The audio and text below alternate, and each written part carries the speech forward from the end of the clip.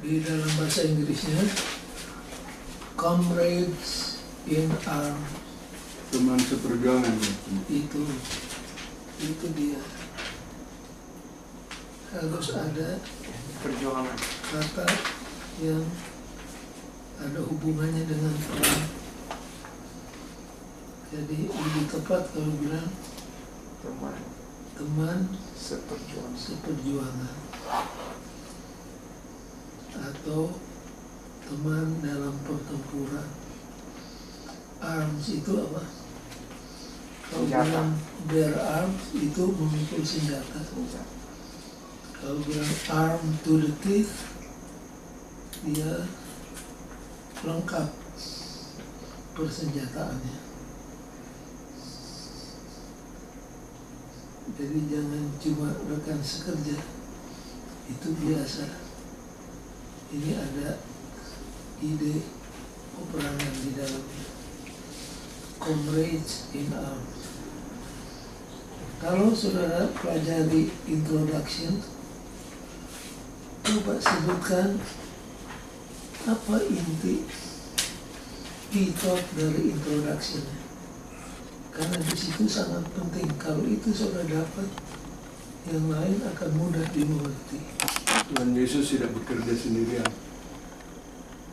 Lalu, betul. Tapi yang lebih sound lagi.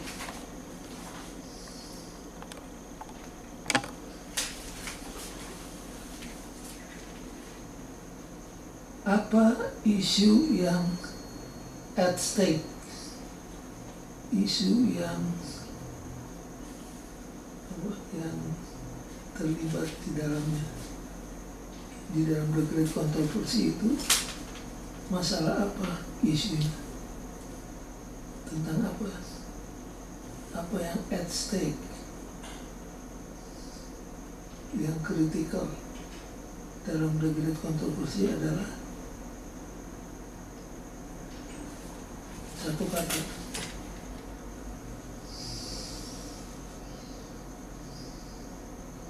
Dalam pelajaran ini, Ya, apa isu dalam The Great Controversy yang dipertentangkan, yang dipertanyakan, dikritik habis-habisan oleh iblis adalah apa? karakter Tuhan. Karakter Tuhan. Isunya itu karakter. Lalu Yesus pilih teman seperjuangannya yang karakternya memang Banyak kelemahan. banyak kelemahan. Itu seringkali yang mengherankan kita. Yesus kadang-kadang kata-katanya, tindakannya orang katakan puzzling. Sudah tahu kan puzzling? Jadi pertanyaan, dia kutuk pohon ara, dia bilang biarlah orang mati menguburkan orang mati. Itu puzzling. Dalam hal ini Kristus memilih orang-orang yang karakternya ada cacatnya semua. Kadang-kadang kita tidak mengerti. Sekarang menyimpang, tapi ada kaitan dengan pelajaran introduction ini. Waktu Yesus lahir, malaikat menunjukkan diri kepada siapa? Gembala. Gembala. Dengan pengharapan gembala akan menyebarluaskan. Sudah tahu gembala di culture zaman itu, yang namanya gembala dianggap hina sampai kesaksiannya tidak bisa dipakai di pengadilan. Jadi kalau ditanya, "You jadi apa di sini?" "Saksi." "Apa you punya pekerjaan?" "Gembala." Wah, langsung keluar. Karena yang gembala itu kesaksiannya dianggap nggak betul. Dan Yesus pilih siapa untuk menyaksikan? Gembala. Gembala. Kadang-kadang kita tidak mengerti seluruhnya. Sudah tahu-tahu gembala punya kesaksian ditolak, Masih dipakai. masih dia apa? Dipakai. Ini lagi. Dipakai.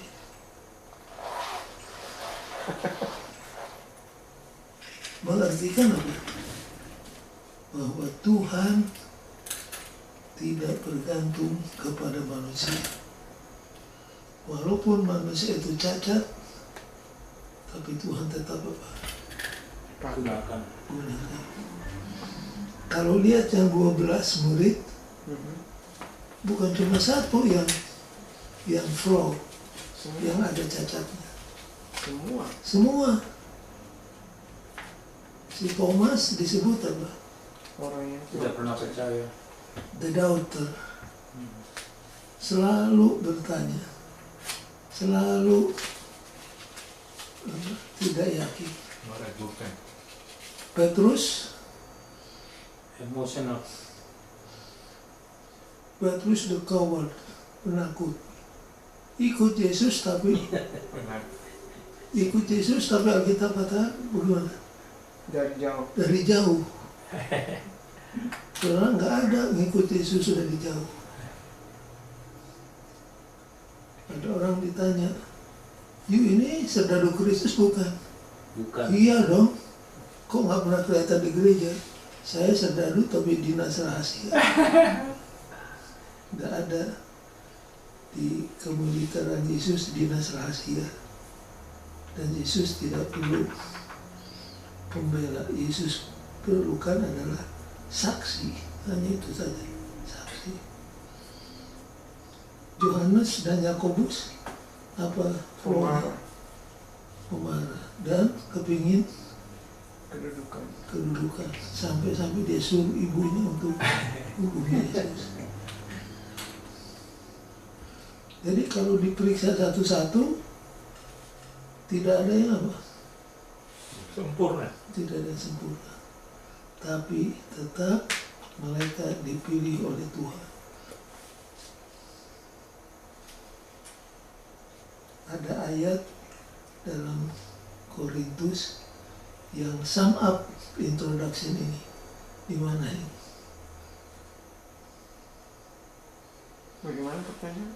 Ada ayat yang pas untuk merangkum keterangan yang saya kemukakan tadi dalam introduksi ini. Dalam buku Korintus. Apa idenya ya? Kalau tidak hafal kata per kata.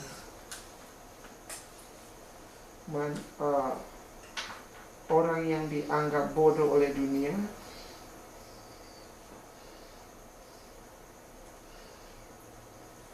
Itu yang dipilih. ya itu yang dipilih. Ya, ada yang pas yang satu lagi. Itu bisa.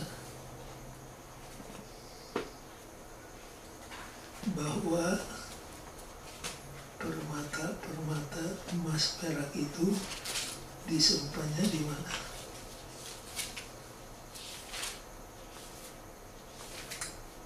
Emas dan perak, perhiasan yang mahal-mahal itu disimpannya di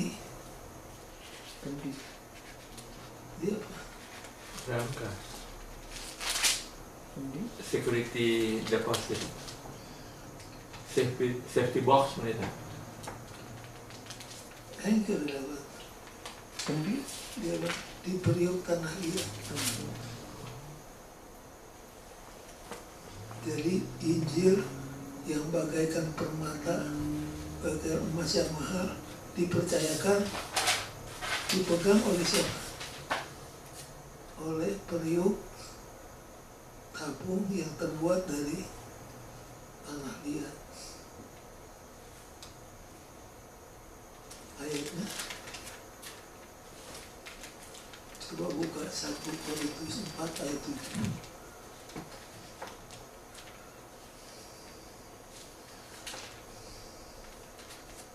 Siapa yang sudah dapat?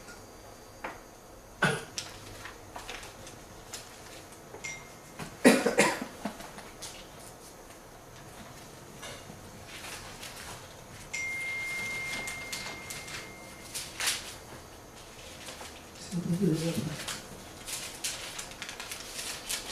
4 ayat 7. 1 Korintus 4. 1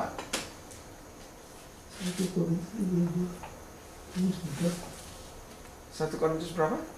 1 Korintus 4 ayat 7. Nah, boleh ayat 1 coba. So then, man ought to regard us as a servant of Christ and as those entrusted with the secret thing of God. Terus Now it is required that those who have been given a trust must prove faithful. Itu? Bukan ayat 7 enggak? Kena kayaknya.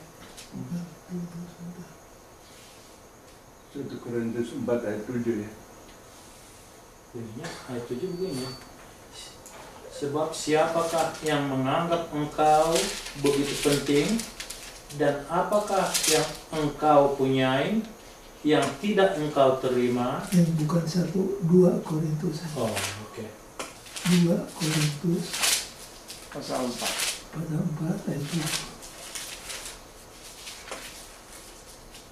But we have this treasure in jars of clay, to show that this all surpassing power is from God and not from us. Jadi permata-permata yang mahal itu disimpannya bukan dalam kaleng yang terbuat dari emas, tapi terbuat dari apa? Karena lihat. Tanah liat. Supaya Nyata. nyata bahwa Kekuatan Yang berlimpah itu berasal dari Allah, bukan dari diri kami. ya, begitu. Jadi Injil itu yang seperti emas permata yang sangat mahal dipercayakannya kepada kita, yang tidak lain adalah seperti tanah liat, supaya akhirnya yang dipuji bukan kita tapi Tuhan. Begitulah waktu Yesus mencari murid-murid, seharusnya Yesus pergi ke sekolah rabi-rabi, sekolah nabi-nabi, karena mereka itu sudah terlatih dalam teori. Atau pergi ke Roma, gudang cendekiawan. Tapi Yesus cari murid kemana? ke pantai. Ke danau. Ke masyarakat biasa. Jadi danau yang ada di situ sudah tentu siapa? Nelayan. Nelayan. Akhirnya nelayan yang kena. Ada berapa nelayan jadi murid Yesus?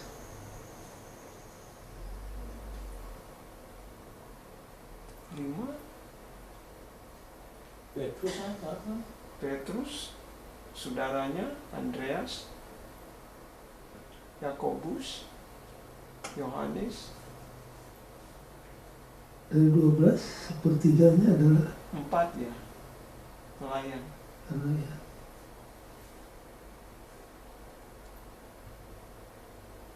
Kalau sudah baca buku di of Ages, kenapa yang dipilih yang uneducated, Karena mereka Bisa diajar. iya, teachable. teachable? Itu kata kuncinya, teachable. Dapat diajar. Mau diajar. Ada orang yang unteachable Teachable. karena merasa diri Pintar. Pintar. pintar.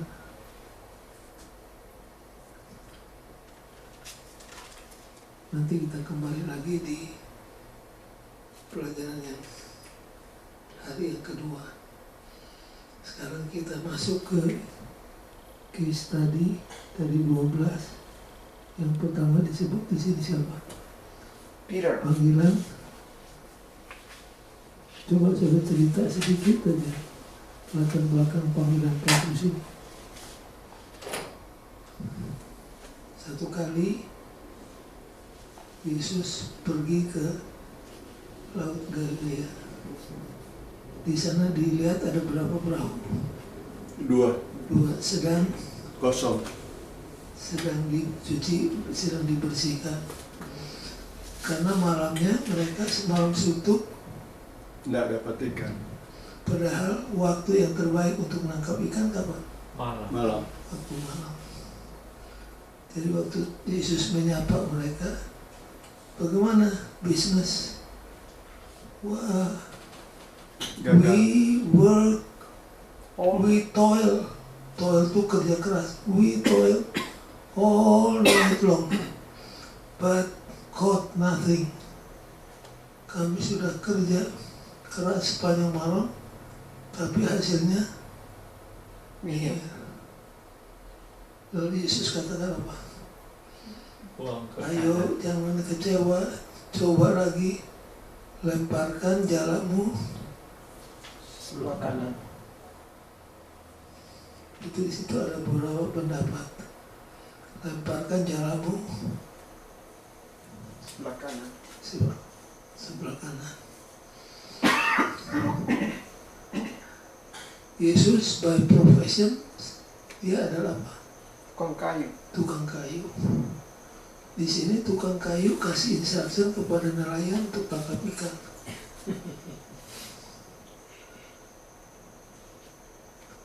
Kami sudah kerja sepanjang malam tapi tidak dapat apa-apa.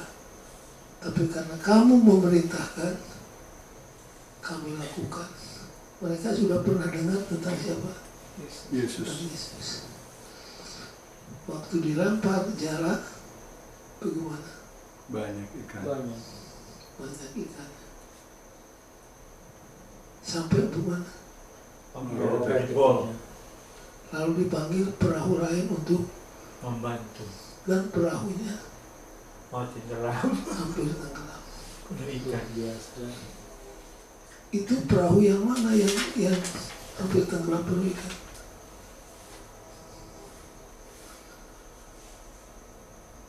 Petrus punya. Petrus punya. Untuk apa Yesus pakai Petrus punya perahu? Karena waktu itu orang banyak mendesak Yesus sampai akhirnya Yesus katakan, boleh saya pinjam perahumu? Dari perahu itulah Yesus Berkhotbah. berkhotbah. Nah, Nyonya White kasih komen yang banyak orang tidak detect. Nyonya White katakan, perahu yang dipinjamkan kepada Yesus untuk dipakai mengabar Injil, Tuhan tidak lupakan untuk memberkatinya. Itulah yang hampir tenggelam karena banyak apa? Ikan. Ikan. Jadi itu Petrus belum pertama kali ketemu Yesus dong waktu dia dapat ikan itu. Yang pertama justru dia pinjam yang mana dulu gitu. Dia pinjam dulu. Pinjam dulu kan?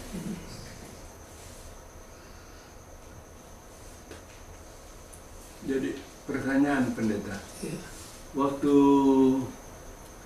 Yesus pinjam itu perahu, sebelumnya dia tangkap ikan, dia pakai dulu lebih jauh daripada pantai.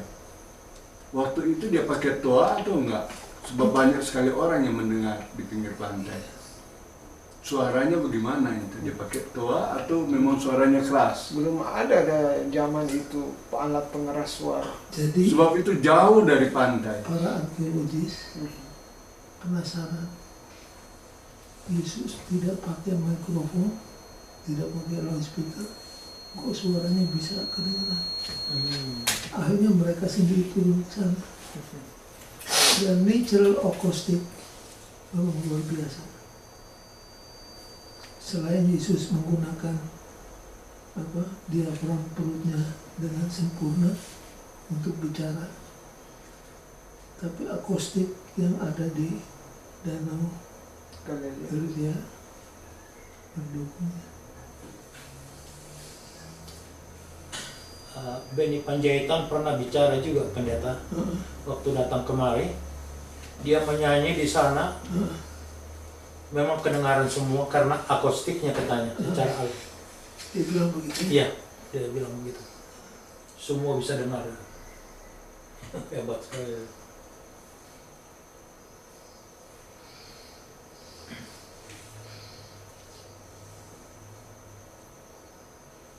Soalnya waktu saya baca, dia bilang menjauh daripada itu orang banyak, Pantai ya. dari pantai. Waktu dia menjauh dari pantai itu, wah, pakai apa dia mau bicara? Dia manusia biasa. Betul. Nggak usah banyak, waktu dia kasih makan 5.000 orang, dia kasih pelajaran itu juga di situ kan.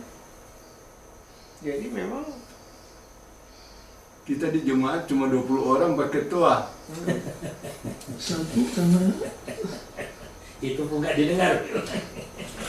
kita punya cara menggunakan diafram perut kita enggak nggak pas.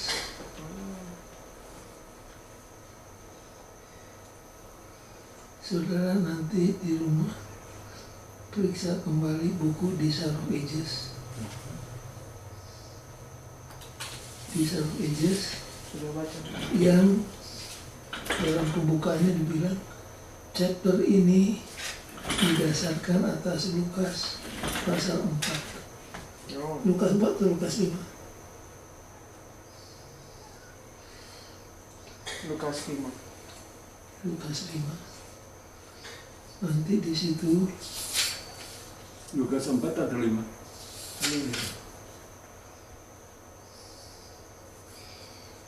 di situ ada satu paragraf yang saya sebutkan tadi. Oh, ada di sini. Coba baca. It is no wonder that a crowd was following Jesus along the beach. Jesus stepped into Peter's boat, asked Peter to push it out a little from the shore so that all could see him. And then he spoke to the people. When finished, he told Peter to throw his freshly clean net into the deep water. Peter surely thought that wouldn't achieve anything, but out of respect for Jesus, he did as he said. Saya cuma kasih note sendiri mengenai blessing yang Yesus kasih. Hari apa itu? Hari Minggu. Paragraf ketiga dari atas. Lukas 5.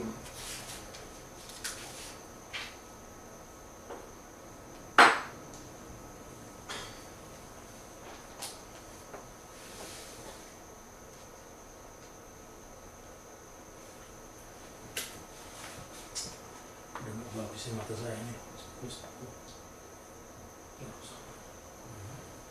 Nah, dikomentari tentang ikan yang banyak itu. Nggak ada. Nanti lagi wortel. Oh kacau.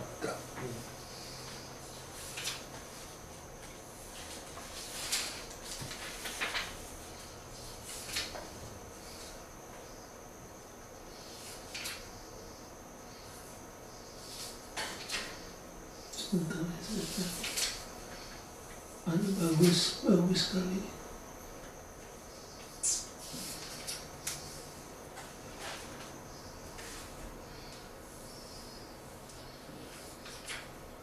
Baik, nanti kita kembali.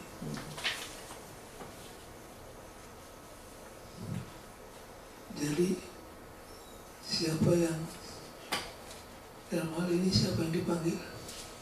Petrus. Petrus. Pertanyaan pendeta, Petrus ini bukan murid Yohanes yang ikut Yesus. Iya. Yang murid Yesus yang dua, yang tadinya murid Yohanes adalah siapa? Andreas, Andreas Yohanes. dan Yohanes. Tapi Yohanes ini orangnya tidak mau Terang-terangan. menonjolkan diri. Dia bilang Andreas dan the other disciple. Dan siapa itu? Dia. Dia, Saudara dia.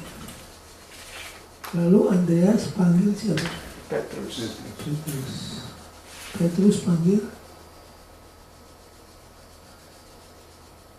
orang sekampungnya, Philip. Lalu Philip panggil Thomas. bukan Nathanael. Nathanael. Nathanael nama lainnya siapa? Bartholomew. Iya, banyak orang nggak tahu. Nathanael Bartolomeus. Oh. itu saudara akan dapat di nyanyian anak-anak. Oh. Jadi kalau saudara pelajari cara Yesus dapat murid melalui apa? Word of mouth. Iya, mulut ke mulut, dari mulut ke mulut. Tapi cepat. Iya. Nah itulah yang Tuhan mau kita lakukan. Kalau tiap orang bersaksi dapat satu jiwa, lalu orang itu tarik satu jiwa, Benar sih. waktu Far Eastern Division lama, jumlah anggotanya mencapai 1 juta. Waktu mengadakan konferensi divisi, mereka punya moto, "A million members, a million witness." 1 juta anggota, 1 juta saksi. Pekerjaan akan cepat maju. Jadi Petrus inilah yang dipanggil dalam cerita ini.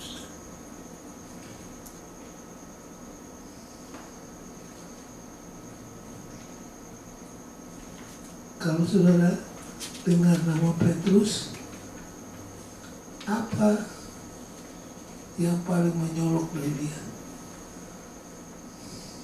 Tabiatnya, Spontaneous. spontaneous. Waktu Yesus ditangkap, siapa yang bereaksi hebat? Petrus. Potong kuping. Apa dia buat? Potong kuping pengawal. Petrus kurang latihan. Dia mau penggal leher kena di mana? Telinga. Di telinga. Kalau dia latihan lebih banyak bisa leher. Dia yang paling outspoken. Tapi memang benar mau leher tadinya tujuannya pendeta. Enggak juga sih. Nah, ini imajinasi saya. Sebenarnya dia tuh kurang latihan. Masa mau bela orang yang dipotong kuping? Ya dia masih hidup. Ya dia kan masih hidup. Dia tadi mau potong leher, kurang latihan.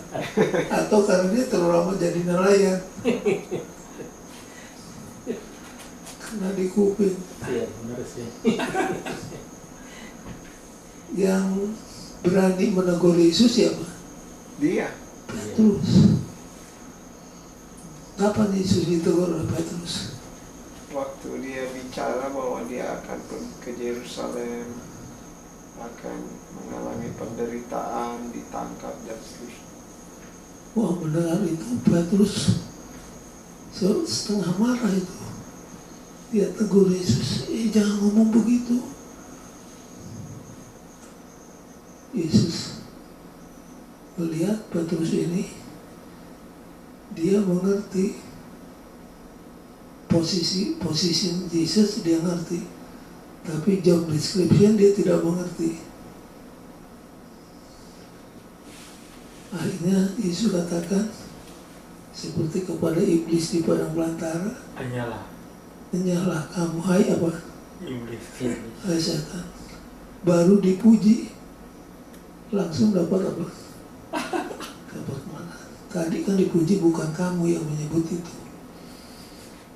Yang menyebut itu adalah Bapakku yang sorga. Bapakku yang menyatakannya kepadamu. Tidak berapa lama, enyahlah hai iblis. Kapan lagi? Kalau semua lari saya. Yesus katakan, tersurat kalau gembala dipukul, domba-domba akan tercerai berai. Tapi bukan saya. Petrus bilang, semua domba akan lari. Tapi domba yang satu ini, sampai di penjara pun, sampai mati pun siap. Ditunjuk oleh perempuan, ini juga orang Galilea ini. Kan ngomongnya logatnya logat Galilea. Ketangkap di situ Petrus. Siapa bilang saya pengikut dia? Kalau Petrus orang Jakarta dia biar bisa bergeledek. Gue nggak tahu siapa orang itu. Di situ mata Yesus dengan mata Petrus bertemu. Dan yang hebatnya, waktu matanya berkena, Petrus lari. Kemana Petrus lari? Getsemani. Ke Taman Getsemani, di tempat di mana Yesus bertelut dan berdoa. At that very spot dia bertelut dan bertobat.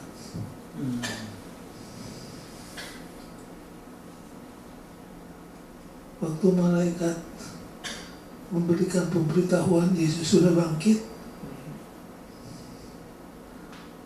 bahasa malaikat itu bagaimana?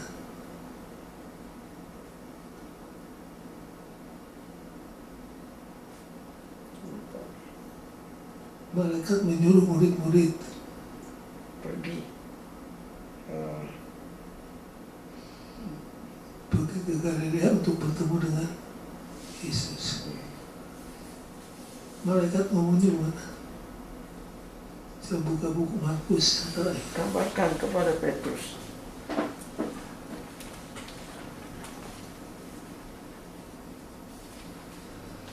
Beritahukan kepada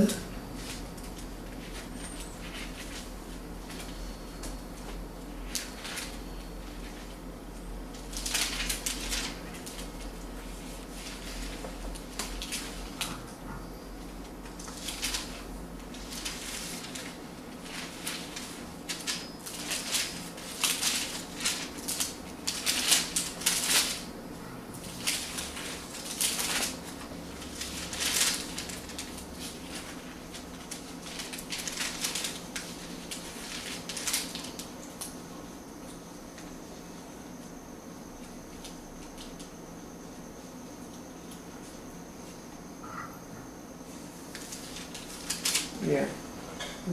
But Markus berapa? Markus 16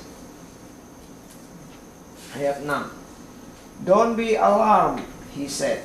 You are looking for Jesus the Nazarene who was crucified. He has risen. He is not here. See the place where they laid him. Ayat 7. But go tell his disciple and Okay. Peter. tell his disciples And Peter, and Peter. Loh, karena dia kembali jadi nelayan gitu. kenapa? Karena dia kembali jadi nelayan. Say what? Going ahead to you and tell him. Saya yang baca dulu. He is going ahead of you into Galilee. There you will see him just as he told you. Pergilah kepada murid-murid. Lalu kenapa mesti sebut apa? Peter. Dan Petrus. Itu Markusnya menulis itu tidak sembarangan. Kan Petrus murid-murid. Termasuk murid. Kenapa mesti disebut? Pergilah kepada murid-murid dan siapa? Petrus. Petrus.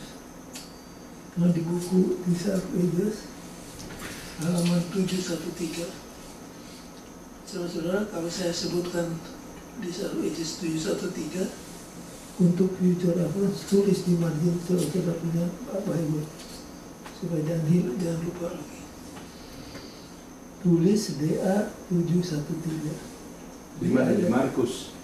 di Markus Di 16 ayat ayat berapa ya? 7. Tulis di samping untuk future reference.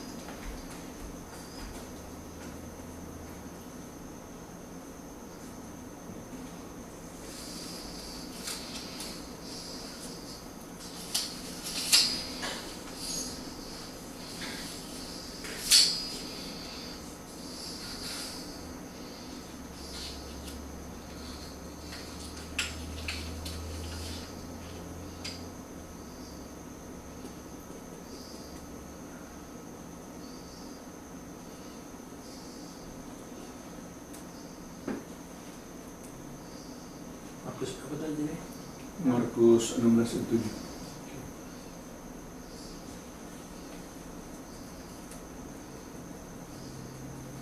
Nanti saudara sampai di rumah baca kembali. Di surat Ijaz 7:1-3. Jadi begitulah Petrus ini akhirnya dia bertobat setelah menyangkal Yesus 3 kali. Hidupnya luar biasa. Dari penakut sesudah Pentakosta apa jadi? Berani.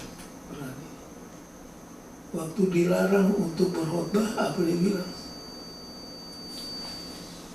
Bagaimana kami bisa tahan untuk tidak menceritakan? Lalu klimaksnya dia bilang adalah lebih baik menurut Tuhan daripada menurut siapa? Manusia. Manusia. Tidak takut penjara, tidak takut ancaman. Dia menjadi seorang pejuang yang luar biasa hebatnya. Mengapa sampai ini bisa terjadi? Mengapa? Jawabnya di pelajaran yang kedua, hari apa itu? Senin. Senin. Apa judulnya? Bersama dia. Bersama dia. Bersama dia. Coba tolong berikan satu ayat yang ada statement with him.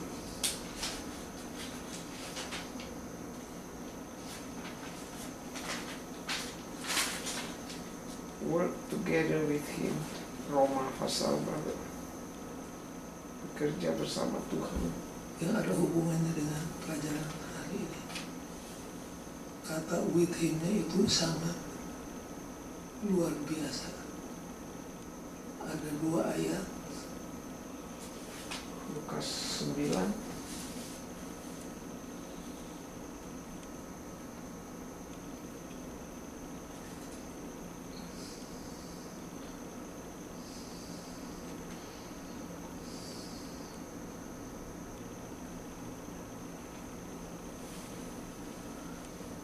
Kalau sudah ingat, Markus 3 nah itu dia. ayat 14. Coba baca. Gimana sih? Markus 3 Ayat 14. Baca.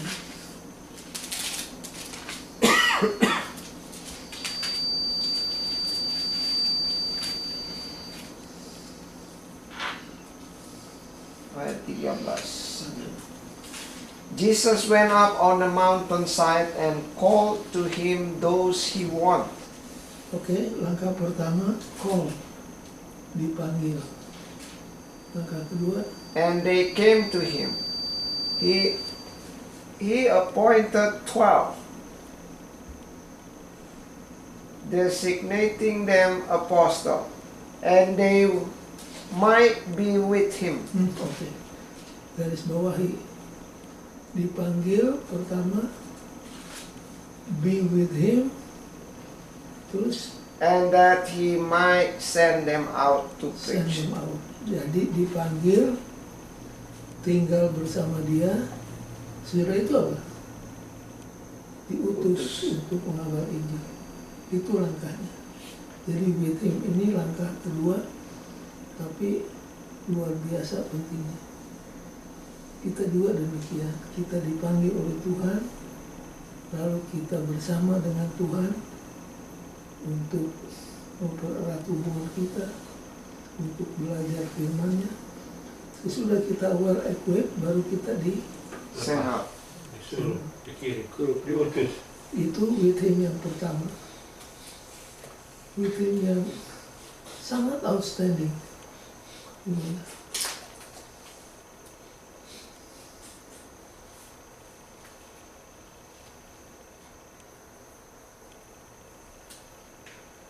Coba buka Kisah pasal 4.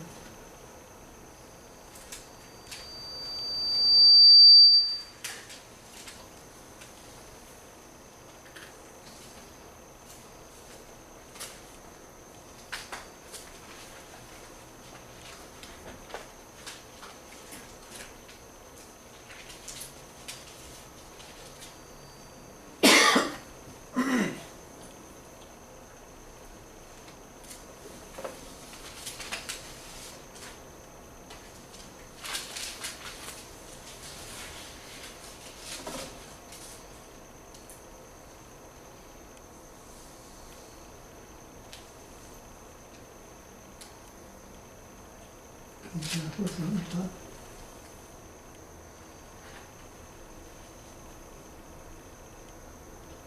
Ayat berapa?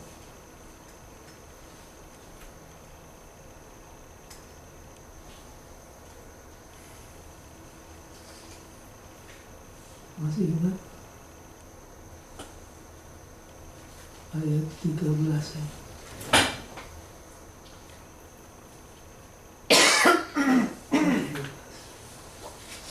When they saw the courage of Peter and John and realized that they were unschooled, ordinary men. Sampai situ terjemahkan. Terjemahkan. Pada waktu mereka melihat keberanian dari Petrus dan Yohanes, mereka menyadari bahwa orang-orang ini orang biasa, tidak berpendidikan, tidak berpendidikan. Uneducated. Jadi orang banyak heran, kok orang ini luar biasa, padahal mereka tidak punya pendidikan, maksudnya pendidikan formal. Mereka tidak sekolah nabi-nabi. Kisah 4 ayat berapa ya? 13. Tapi apa nih? Baca. They were astonished, and they took note that this man had been with Jesus. Jadi orang banyak pikir, kenapa tidak ada pendidikan, tapi pelayanannya hebat. Berapa lagi jadi? Ayat 13. Mereka heran, Dari mana? Markus. lalu mereka jawab sendiri. Kisah berapa? Walaupun mereka tidak berpendidikan, tapi mereka telah Bersama dengan dia. with him. Jadi with him di Markus dan with him ini sangat signifikan.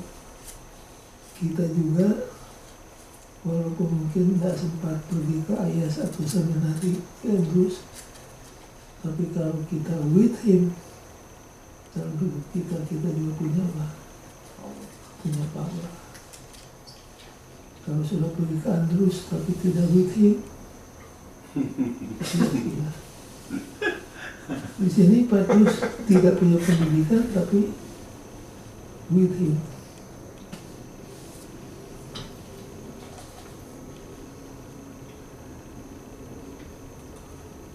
Nah, kemudian lebih hebat lagi, pada waktu mereka berada di Tesalonika lalu kabar Injil, apa orang banyak ngomong tentang murid-murid?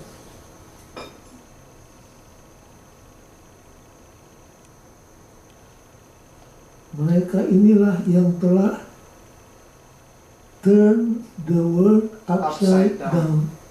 Saudara tahu kalau bilang turn the world upside down?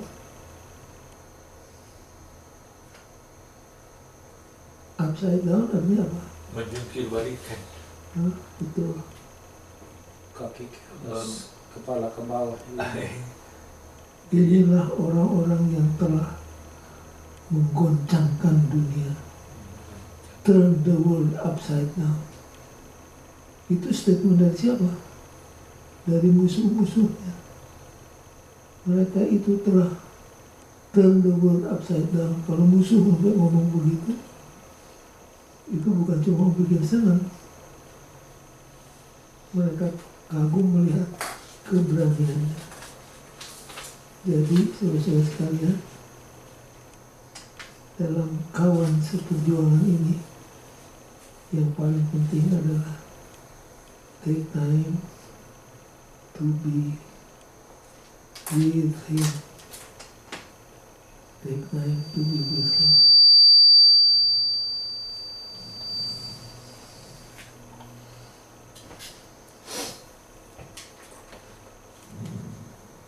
Yang ketiga tentang apa?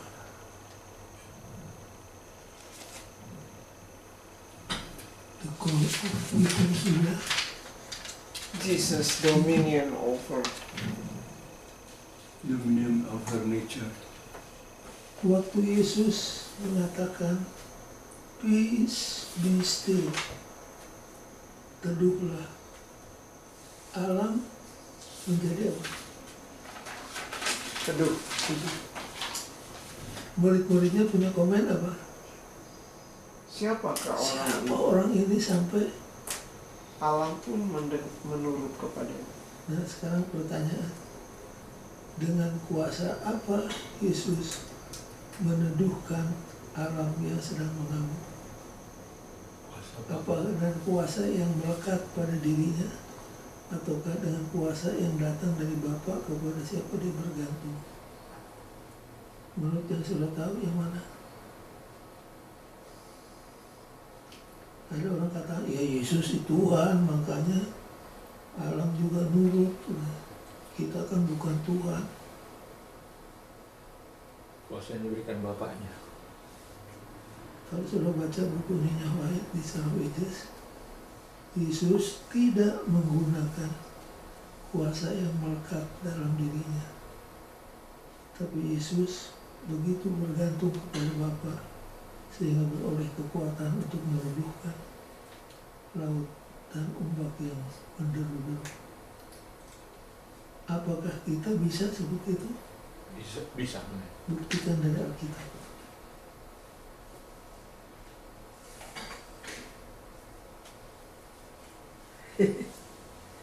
Itu yang kelemahannya.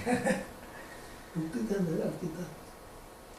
Jawab saudara betul, tapi saya mau buktinya.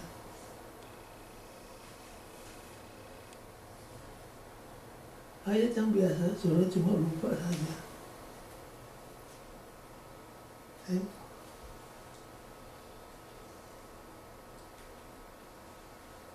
Kalau manusia besar biji sesawi pendeta.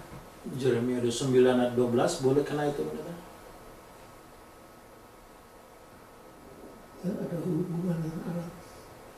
Kalau kamu mencari engkau, kamu akan mendapat.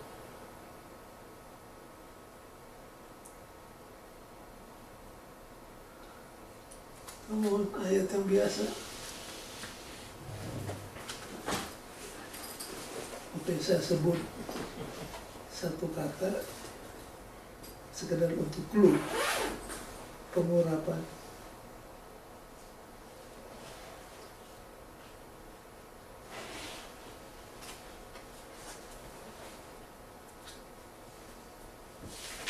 Pengurapan.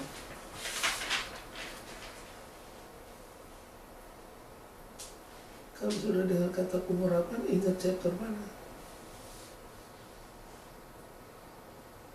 Kalau Jeremia 29:12 dikatakan begini, pendeta. Coba. Dan apabila kamu berseru dan datang untuk berdoa kepadaku, maka aku akan mendengarkan kamu.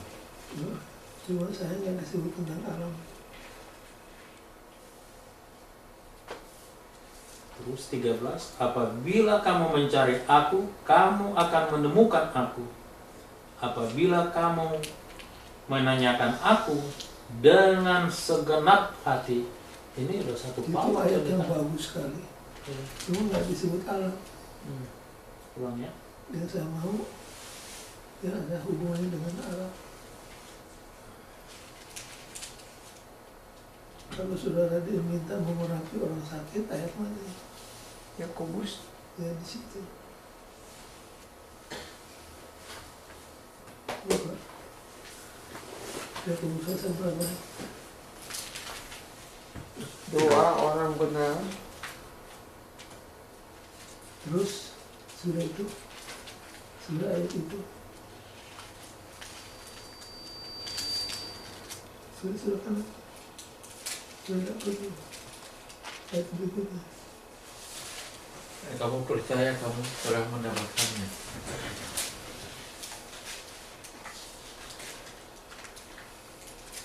Dua orang benar kenalanya. Besar khasiatnya. Terus Benar itu. Didengar Tuhan itu. terus Doa orang benar. Besar khasiatnya. putih. Iya, kan. Terus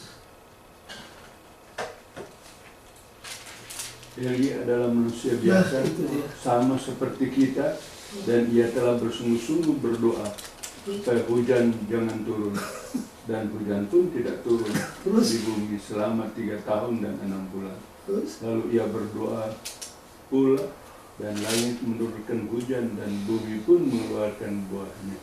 Jadi dia tuh manusia seperti kita kan? Punya kelemahan. Tapi karena imannya Gimana tuh jadi? dia minta hujan turun, Yakobus 5 ayat 17. dia minta hujan turun, maka hujan. Turun. Dia minta jangan ada hujan, Tidak turun. itulah hebat. Kalau sampai begitu imannya luar biasa. Iya. Luar biasa. Saya dulu kebetulan terlibat dalam proyek 1000 missionary di Filipina. Dan kebetulan saya termasuk kepada anggota komite yang menggagas ide 1000 missionary itu. Otaknya adalah Dr. Jerome, kami bantu dia. Jadi sesudah anak-anak itu digembleng 1 tahun, bangun jam 4 pagi sampai jam 8 malam, saya ngajar tentang Islam, membekali mereka yang akan pergi ke negara-negara Islam, yang lain ke negara Hindu, Buddha, dan lain sebagainya. Nah, waktu anak Indonesia ini kembali sesudah 1 tahun melayani, dia mampir di kantor saya. Dia cerita sambil nangis. Jadi dia ditempatkan di satu kampung di Filipina yang tidak ada orang Advent, brand new. Ya dia pikir bagaimana ini, pakai approach apa ini? Sudah berdoa, sudah melawat. Satu kali ada anak sakit, dukun-dukun sudah menyerah, sudah tidak bisa lagi menolong. Akhirnya anak ini berdua, mereka anak perempuan, berdoa, Tuhan tunjukkan kuasa-Mu supaya mereka percaya bahwa Engkaulah Tuhan di atas segala Tuhan. Sembuhkan anak ini. Tidak selang berapa hari sembuh. Wah, orang kamu bilang ini luar biasa ini. Kita punya dukun-dukun pemimpin agama tidak bisa. Ini anak sembuh kan. Lalu kebetulan musim kemarau, udah kekurangan air.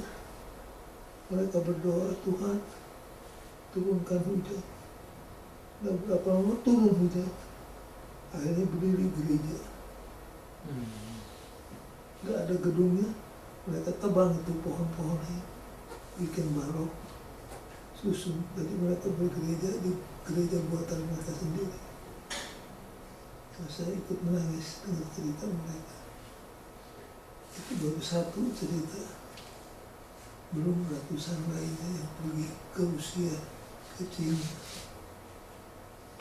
Dan begitulah.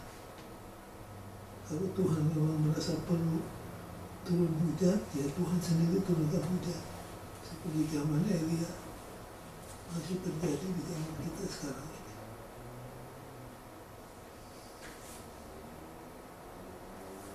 Next, apa?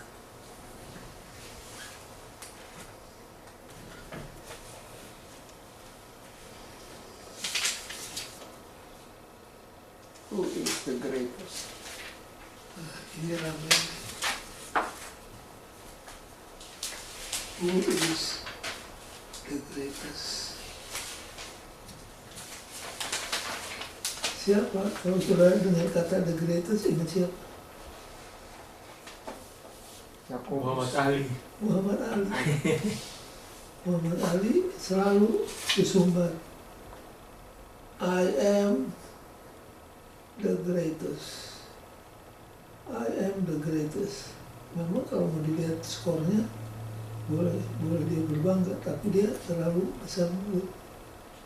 Satu kali dia naik pesawat, waktu naik pesawat, waktu take off, hell, biasanya pramugari bilang waktu mau take off,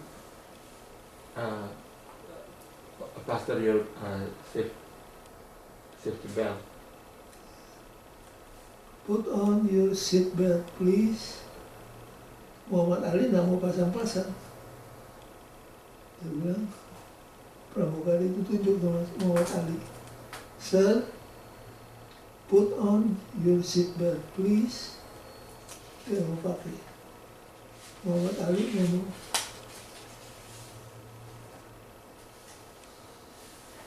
the greatest does not need seatbelt. Orang yang the greatest tidak perlu seatbelt. Kita tahu pramugari ngomong apa? The greatest does not need plane either. Yang the greatest itu nggak perlu pesawat terbang, dia terbang di luar. Akhirnya bunyi klik. Dia pasang. Kena batunya sama pramugari, cepat ke pramugari. Dia bilang the greatest does not need seatbelt. He does not need plane either. Kalau kamu the greatest, step out, keluar, terbang sendiri. Akhirnya bunyi klik. Itu cerita yang saya baca.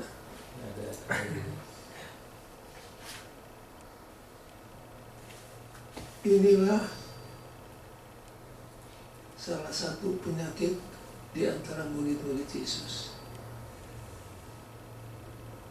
Who is the greatest? Siapa yang terbesar? Yudas merasa dirinya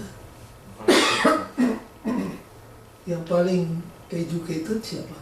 Judas. Judas. Dan Yudas ini datangnya dari mana?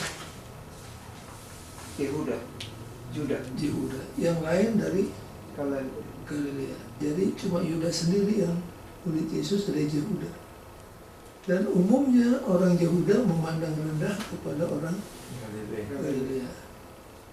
Sama seperti di negara-negara lain. Ada satu negara yang memandang negara lain itu lebih rendah. Saya tertarik oleh ceritanya Hudi di khotbahnya sahabat lalu. Di Andrews, waktu dia di Andrews katanya, orang-orang Amerika kalau mendengar orang dari Jerman bicara bahasa Inggris patah-patah, hancur-hancur, tapi logatnya logat Jerman, orang Amerika senang sekali. Biar broken English, tapi logatnya logat Jerman. Atau broken English, logatnya Jepang. Oh, Amerika senang. Tapi kalau broken English, lalu logat Indonesia, mereka tanya, kenapa orang ada di kelas ini?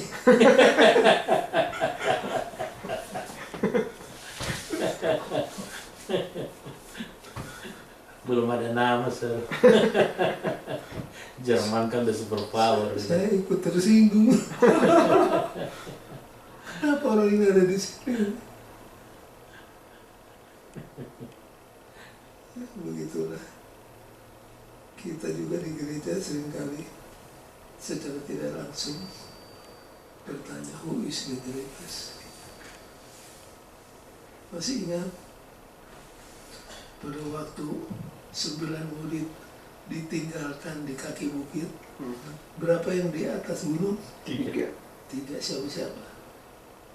Petrus, Yohanes, Petrus, Yakobus, 3 itu disebut apa? Inner Inner Circle. Circle. Inner circle. The Inner Circle. Yang 9 seharusnya bagaimana? Berdoa. Berdoa, Tidur. bermeditasi, mendoakan Yesus yang dipermuliakan di atas bukit. Tapi gantinya berdoa, mereka sesumbar. Kenapa cuma 3 jadi ketua sidang? Kita dan pendidikan kita sama dengan dia. Pengalaman kita tuh lebih tua. Seringkali demikian.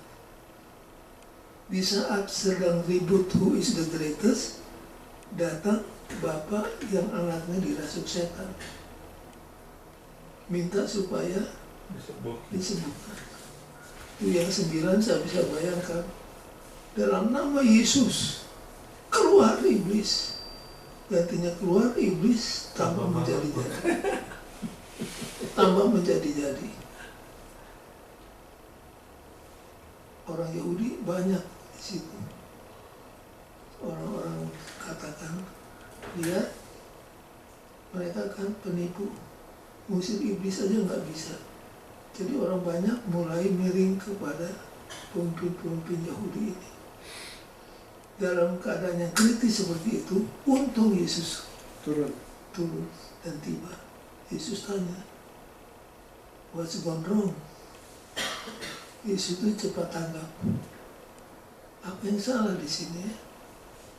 Murid-murid seperti malu, kecewa. Apa yang terjadi sini? Lalu diceritakan ada seorang bapak, anaknya dirasuk setan, dibawa ke murid-murid, tapi murid-murid nggak mampu mengusir. Bawa itu anak ke sini. Sekali gebrak, keluar setannya. Sembuh.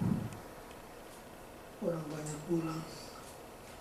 Alkitab bilang waktu mereka sendirian. Karena malu ini murid-murid yang 9 hilang muka. Tapi waktu mereka sendirian, mereka bertanya, Rabi, kenapa kami tidak bisa usir setan? Mereka harus bertanya, karena sebelum mereka dikirim untuk mengabar Injil, di Matius 10 ayat 1, Yesus sudah berikan itu kuasa. Dan disebutkan, maka kepadamu kuberikan kuasa. Yang pertama disebut untuk mengusir setan. Tapi waktu kuasa itu diklaim untuk mengusir setan, ternyata tidak keluar itu kuasa. Berarti nggak yakin mereka. Kenapa? Karena di saat itu mereka sedang bersungut, sedang marah, gantinya berdoa dan meditasi. Mereka marah kenapa yang 3 aja dibawa, kami tidak dibawa. Itu cerita di Matius 17. Di Matius 18 ayat 1 dan seterusnya mengatakan mereka ribut. Apa yang mereka ributkan? Posisi. Who is the greatest? Di saat mereka bertanya who is the greatest, di situ kuasa itu tersumbat. Ini pelajaran buat kita. Di gereja ada kecenderungan kita kepingin posisi. Sudah ketua belum puas, mesti ketua 1.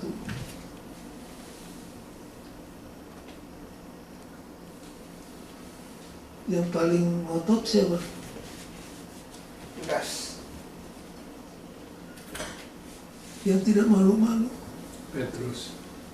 Yohanes dan Siapa? Yudas. Bukan. Yohanes. Yang nyuruh ibunya, Yohanes dan Yakobus. Yohanes dan Yakobus. Dia suruh ibunya. Kenapa ibu yang disuruh? KKM. Karena ibunya Yohanes dan Yakobus itu adalah tantenya dari Yesus. Oh, Tantenya itu. nantinya. Jadi kalau orang Batak apa ya? Inang muda gitu ya. Inang mudanya. Iya. Siapa tahu kalau inang muda ngomong bisa apa? Nggak dengar. Jadi masih saudara juga dengan Yohanes Pembaptis. Iya. Mereka kakak adik, mama mereka semua. Yesus, saya ada permohonan. Apa permohonan? Kalau bisa di kerajaanmu nanti, anak saya yang 1 menteri pertahanan, yang 1 menteri dalam negeri. Di situ Yesus terang-terangan, kamu tidak tahu apa yang harus kamu minta. Jadi saudaraku, ada contoh. Kan di buku Roma dikatakan seringkali kita tidak tahu apa yang kita minta. Inilah contohnya. Minta kuasa, minta power. Yesus bilang tentang duduk di kiri atau duduk di kanan, Iya. itu bukan urusan saya, itu urusan Bapa yang Urusan bersama. Bapak. urusan kamu. Apa kamu sanggup minum cawan yang aku minum? Sanggup menerima baptisan oleh mana aku akan dibaptiskan? Sanggup. Berani juga ngomong. Akhirnya berani juga. Yang satu Dipancung. mati di tangan Herodes, yang satu dianiaya, digoreng, dibuang ke Patmos, kembali ke mainland dan mati.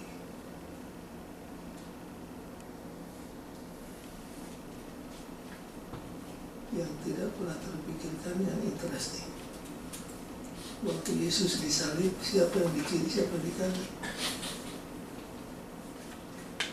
Dua pencuri.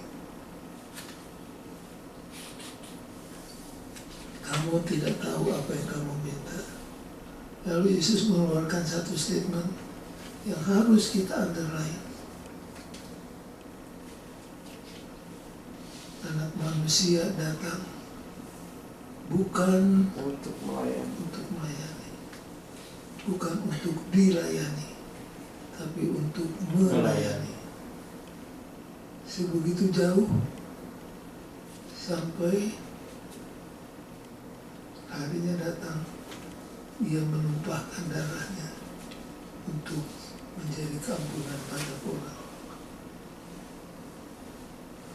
Di dunia, pemimpin pegang kuasa dan gunakan kuasanya, tapi bukan di antara kita. Di gereja tidak demikian. Kita bukan power oriented, kita harus service oriented. Barang siapa yang besar harus menjadi pelayan.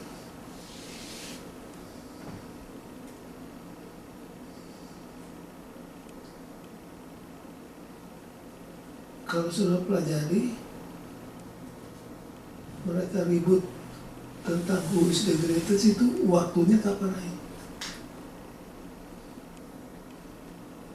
dekat-dekat Yesus disalib. Ini tidak waktu minggu Tenang. Minggu Passion Week. Passion Week mendekat. Yesus sedang merenungkan salib, mereka merenungkan Kedudukan. Jabatan.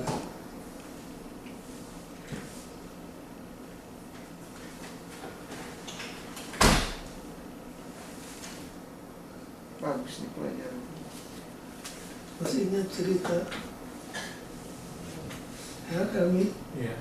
You pernah lihat orang Sunda jual ikan? Enggak ada. Orang Sunda kalau jual ikan, ikannya dipikul pakai keranjang tapi sudah diaspal. Keranjangnya itu diaspal, ditaruh air nggak bocor, taruh ikan. Kalau keranjang ikan ada tutupnya, tapi keranjang kepiting nggak pakai tutup. Jadi orang tanya, Pak, kenapa keranjang ikan ada tutupnya, kepiting enggak? Oh, kepiting itu tidak bisa lari. Kenapa? Kalau yang satu naik ke atas, yang satu tarik ke bawah. Tiap kali yang kepiting naik ke atas, yang satu tarik ke bawah. Jadi nggak pernah ada yang kabur. Cerita gereja Advent. Seringkali gereja Advent juga begitu, kayak kepiting. Nggak senang lihat orang naik ke atas, yang mesti tarik ke bawah. Selama tarik menarik ya kita tidak akan maju. Batak Coba aja. itu pendeta. Coba perhatikan. Little Tokyo sudah ada, Little Saigon sudah ada, Manila sudah banyak, Udah. tapi Indonesia belum ada. Perorangan per Ustaz, keras. tokoh. Karena yang satu baru buka toko, yang lain udah mengadu, Wah, udah dilapor itu. dilapor, Lapor. dicari kesalahannya. Jadi susah, kayak kepiting, nggak bisa lihat yang satu maju, selalu mau tarik ke bawah. Ya. Kepiting nggak ada di gereja, tapi mentalnya ada.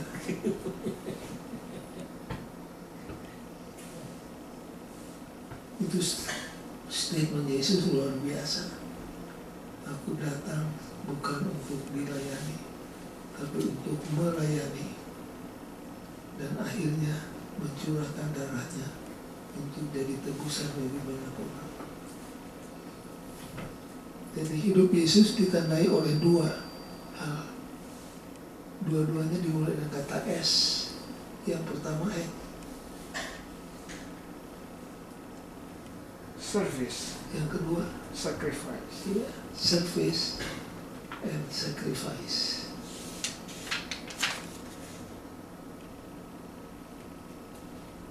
Itulah pelajaran kita. Kalau ada pertanyaan silakan. Kalau tidak ada,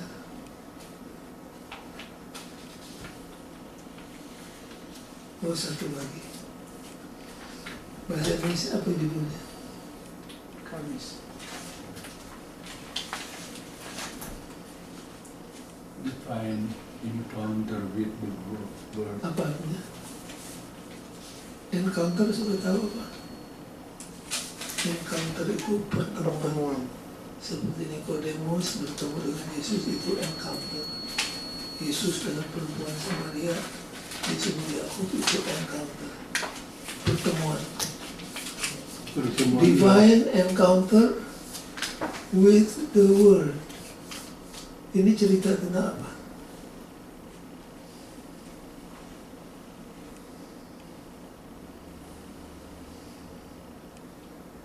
Saudara masih ingat? Ini kejadian terjadi waktu Minggu Kebangkitan. sore. Ada dua murid pengikut Yesus yang kecewa, bukan main kecewanya karena Yesus disalib. Siapa namanya? Kleopas. Dan temannya. Jadi mereka dalam kekecewaannya pulang meninggalkan Yerusalem menuju ke kampung halamannya di mana? Emmaus. Emmaus. Berapa jaraknya? 7 mil. 7 mil. Jadi kedua orang ini saling curhat karena betul-betul kecewa. Pemimpin yang mereka harapkan akan membebaskan mereka dari kerajaan Romawi sudah mati disalib. Pulang mereka ke Emmaus. Di tengah jalan diintercept oleh Yesus, tapi mereka tidak, dalam kesedihannya tidak sempat lihat muka Yesus. Kemana? Ke Emmaus. Emmaus itu kampung halaman dari mereka, mana mereka berasal. Pulang, Yesus kemudian masuk karena mereka dalam keadaan sedih yang tidak terhingga, nggak tahu bahwa itu adalah siapa? Yesus. Yesus katakan, saya lihat kamu dua asik berbicara. Apa yang kamu obrolkan? Memangnya cuma kamu satu-satunya orang asing di tempat ini. Masa kamu tidak tahu apa yang terjadi akhir pekan ini? Kami betul-betul kecewa. Orang yang kami harapkan akan memberikan kebebasan kepada kami telah mati. Oh ya. Nah, disitulah kemudian mulai apa? Bible study. Kalau baca Alkitab, Bible study bukan cuma di rumah, di bukit, di pinggir pantai, di rumah-rumah, di kereta kuda. Kalau ini bagaimana? Jalan. Sambil jalan kaki. Sambil jalan kaki, Yesus mengajar kepada mereka. Saya kadang-kadang merenung, betapa enaknya belajar Alkitab. Yang mengajar siapa? Yesus. Yesus sendiri. Dia paparkan mulai dari Kejadian 3 ayat 15 terus sampai di buku Yesaya.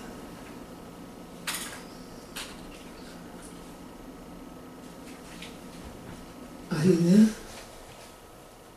matahari Yesus membuat seolah-olah dia mau berangkat terus. Si Kleopas dan temannya katakan, hari sudah larut, sudah terbenam matahari. Nginaplah di rumah kami. Kita makan sama-sama. Jadi masuklah Yesus ke rumah mereka. Dan kemudian mereka apa? Makan bersama. Akhirnya buah naik. Yesus mengangkat tangan untuk memberkati makanan. Mereka lihat ada Tanda bekas paku. di situ, mereka sadar itu adalah siapa? Yesus Yesus. Tapi kemudian Yesus menghilang. raib. Waktu raib, apa mereka terus pergi cuci kaki dan tidur? No, kembali lagi mereka Mereka kembali lagi dan cerita. kemana? Yerusalem. Ya, Ke Yerusalem. Kalau jalan kaki 11 km di atas pasir dan debu, di malam yang gelap, belum sempat makan, mungkin mereka karena excitednya sudah ketemu dengan Yesus, mereka harus apa? Kembali ke Yerusalem. Kembali. Dan mereka kembali malam itu juga. Itu yang disebut apa ya? Irresistible urge. Kalau kita bertemu dengan Yesus, dalam hati kita akan bangkit apa yang disebut irresistible urge, satu dorongan yang tidak bisa ditahan. Saya harus cerita tentang Yesus. Kami sudah bertemu dengan Yesus dan ternyata dia adalah Tuhan yang hidup, bukan manusia yang mati di kayu salib. Lalu yang dua itu berkata, bukankah hati kita berkobar-kobar pada waktu mendengar pengajaran dari firman Tuhan? Ya tidak heran, yang ngajar siapa? Yesus. Kalau Yesus yang ngajar, ya hati kita berkobar-kobar. Kalau tidak, ya something wrong with our hearts. Jadi begitulah, kalau kita bertemu dengan Yesus,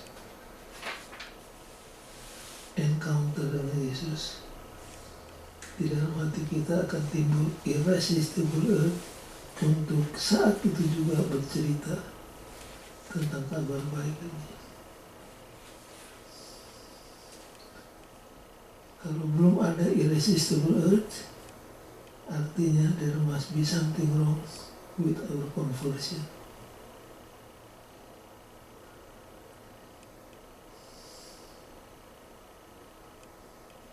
Jadi begitulah, murid-murid yang tadinya banyak kelemahan dan kekurangannya, setelah bersama Yesus, as the time pass by, mereka berubah menjadi orang-orang yang hebat.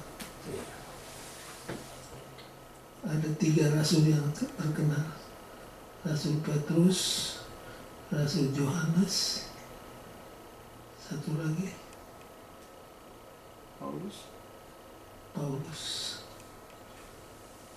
Kalau Yohanes, the apostle of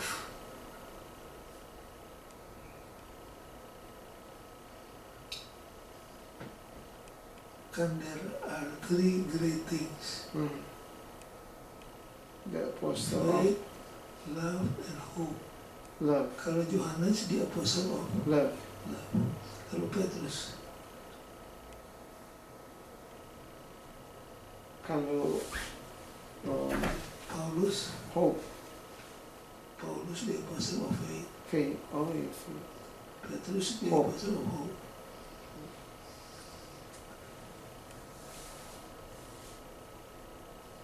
Sayang, yang hilang adalah Judas.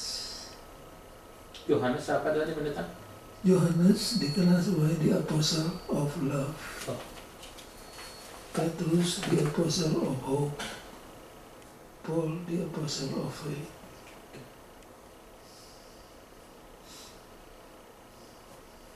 Dan terus apa? Hope. Hope.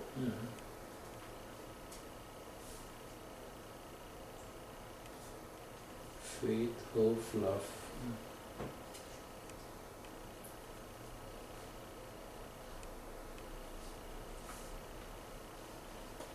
In conclusion, ayo baca please. Jesus does not ask us to follow him without clearly revealing himself to us. It is left for each of us to exercise our freedom of choice whether to receive or to reject the revelation. As individuals make their choices, they are acting their part in the great controversy. Jadi kita tidak diminta untuk mengikut Yesus tanpa pernyataan yang jelas tentang dirinya kepada kita. Terserah kepada kita untuk menggunakan kebebasan memilih apakah kita terima atau tolak pernyataan tersebut. Sebagai pribadi, kita harus mengadakan pilihan. Dan pilihan ini mengartikan bahwa kita act our part in the great controversy. Jadi the great controversy bukan hanya mengenai kepada Yesus, kepada kita seperti kepada murid-muridnya. Yang kedua, the reason why Jesus wants us to do God's work of salvation. apakah Yesus bisa menyuruh malaikat mendengungkan pekabaran 3 malaikat dan bukan melalui manusia? Bisa. Tetapi for 2 reasons Yesus memilih untuk menggunakan kita yang seperti rasul-rasul penuh dengan kekurangan dan kelemahan. Apa yang dua itu? Kenapa Yesus menyuruh kita untuk ambil bagian dalam pengabaran ini?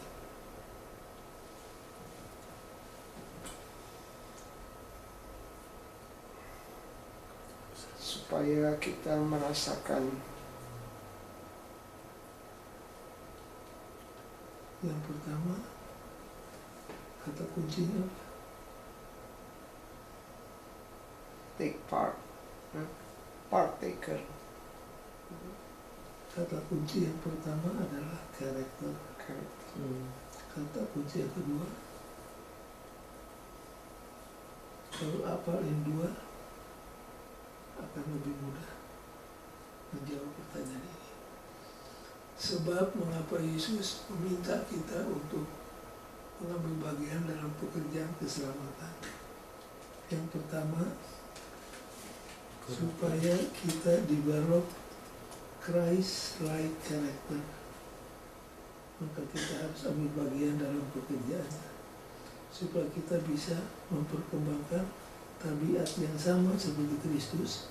Kita harus ambil bagian dalam pengembangan ini. Yang kedua, supaya kita merasakan the joy of seeing the soul baptized into the kingdom. Supaya kita merasakan kesukaan melihat jiwa-jiwa yang kita bawa kepada Kristus. Bayangkan kalau saudara masuk ke Yerusalem yang baru dan tiba-tiba ada orang mengatakan, "Help me, it was you who invited me here." Dan kita akan hidup selama-lamanya dengan orang itu. Betapa satu kesukaan. Seringkali ada orang datang, "Pak Sumana, ingat saya kadang-kadang minta maaf, aduh maafkan saya ketemu banyak orang. Saya kan yang dibaptis di Sumatera, saya yang dibaptis di Manado." Saya coba katakan, tetap setia supaya kita ketemu di kerajaan surga nanti. No other blessing is greater than winning soul. Evangelism 333. Tidak ada kesukaan yang lebih besar selain melihat jiwa-jiwa diselamatkan dalam kerajaan. Yang ketiga, the experience of being with Him is vital for God's will. Jadi yang penting, be with Him. Take time to be with Him. Tiap hari secara penting.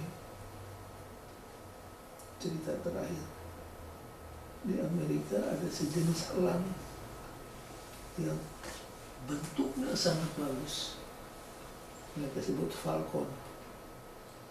Falcon ini diajar terbang oleh pelatihnya.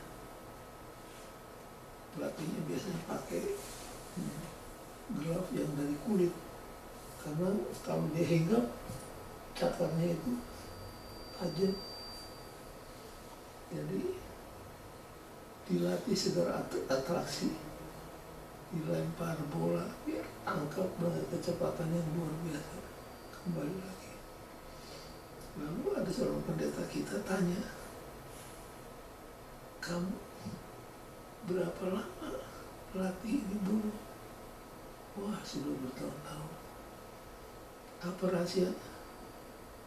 Rahasianya jangan miss satu hari. Kalau kita miss satu hari nggak latih dia nggak akan ketinggalan satu hari, dia ketinggalan sebulan. Jadi harus tiap hari. Dia cuma dipegang sebentar, 2-3 kali terbang, dia tangkap tuh bola atau atraksi yang berubah. Rahasianya tiap hari. Hanya itu aja. Be with her every day. Maka bumi itu akan semakin hebat.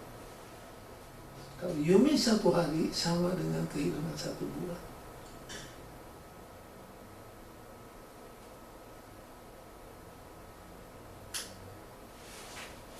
Maria dan Yusuf pernah kehilangan Yesus satu hari. Yang salah siapa? Kalau ibunya seolah-olah nyatakan, anak, kenapa kamu bikin pusing kami? Yang salah bukan Yesus. Satu, Yesus hilangnya di Ka'bah. Yang kedua, mereka kasihkan ngobrol. Mereka sangka Yesus ada sama mereka. Tapi karena asik ngobrol, anaknya ketinggalan di Ka'bah. Satu hari hilang, kita katakan 3 hari ditebus dengan kesulitan. Jadi kita juga jangan sampai kehilangan Yesus satu hari dalam hidup kita. Okay, God bless all of you.